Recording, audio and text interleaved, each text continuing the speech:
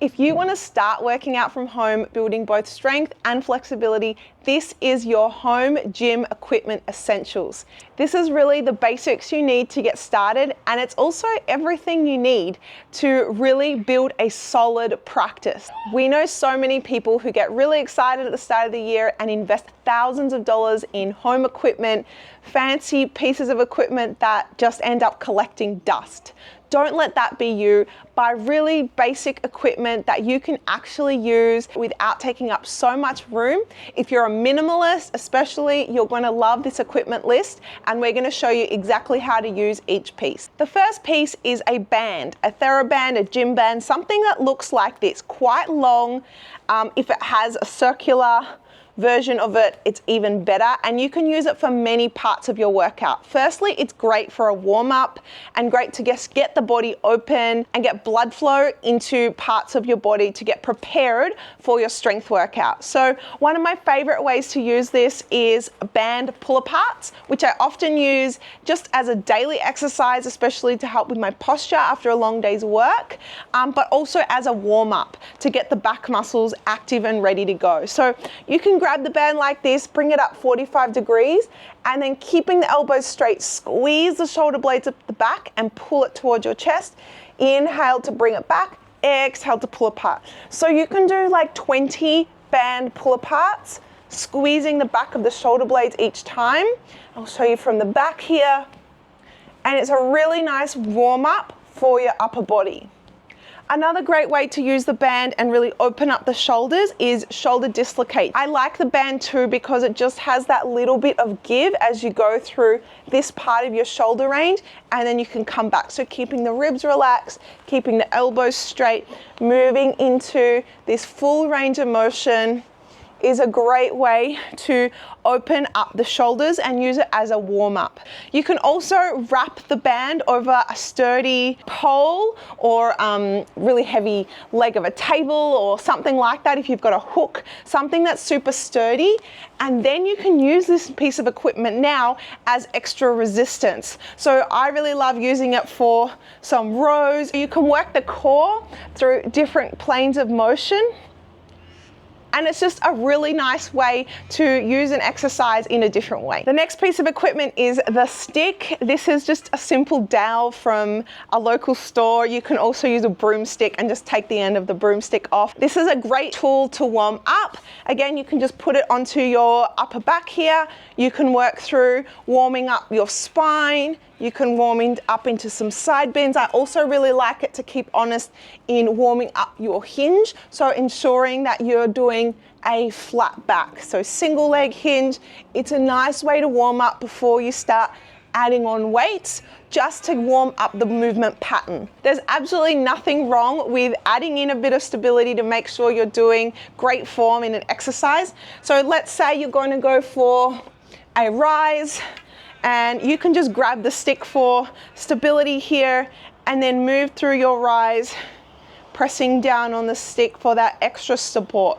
So if you're someone who has trouble with balance, using it on your Bulgarian split squat, for example, or just as a stabilizer in some of your stretches, the stick can be really helpful. Yoga blocks are another great piece of equipment just to add some variety into your exercises, and it's a great way to add extra range of motion as well. So I would ideally get two. These are cork blocks if you can get them, just as long as they're pretty firm and they're not going to be squishy. So for example, I like to use the block for my warm-up of a Peterson step-up. So you could use one block or two, putting one foot on here, bending the standing leg and tapping. This is a great knee exercise here. You can even add weights. I also really like the block to help know if you're progressing in your range of motion in your push-up.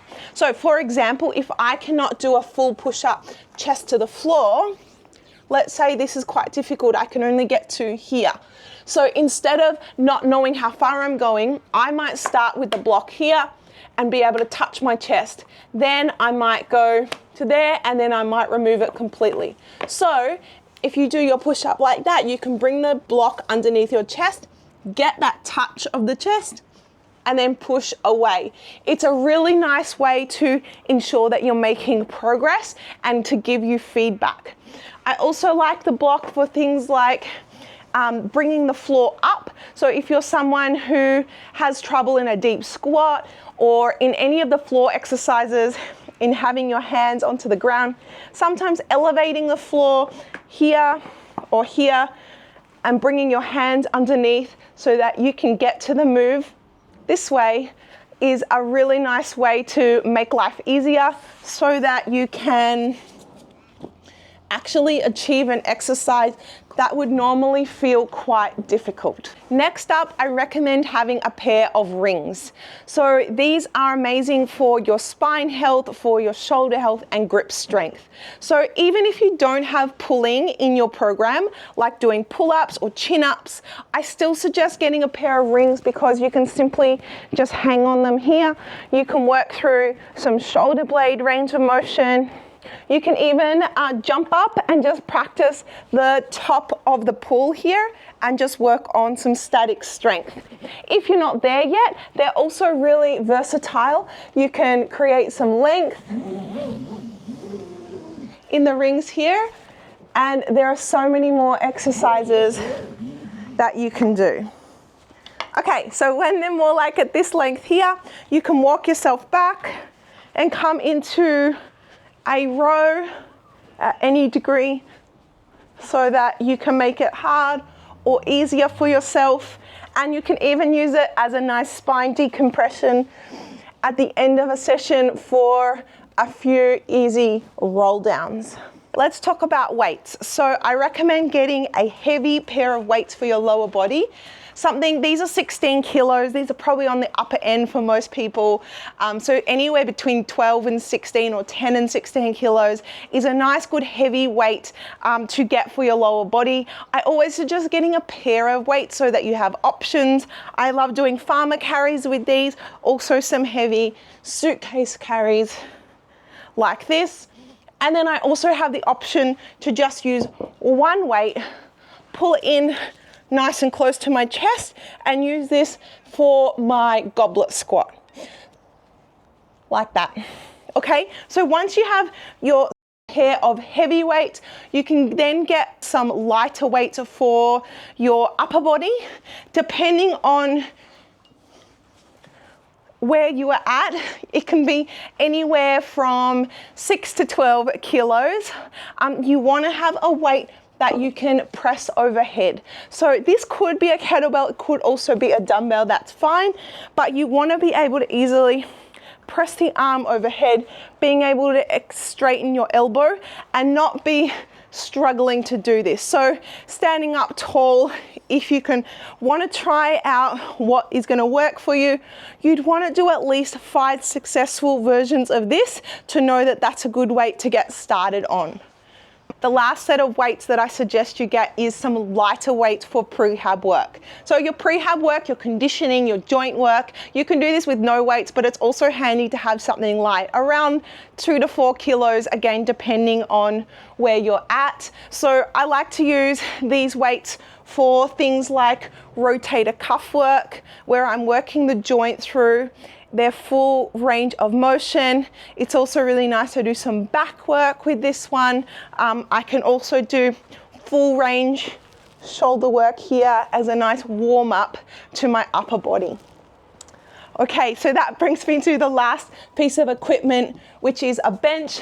Again, it's probably not, out of all the pieces of equipment, you can probably get away with not having a bench if you've just got a stool or a chair handy, but the bench can be great to add variations. For example, I like to use it for my chest press, where I can lie fully on the bench here and work through my chest this way.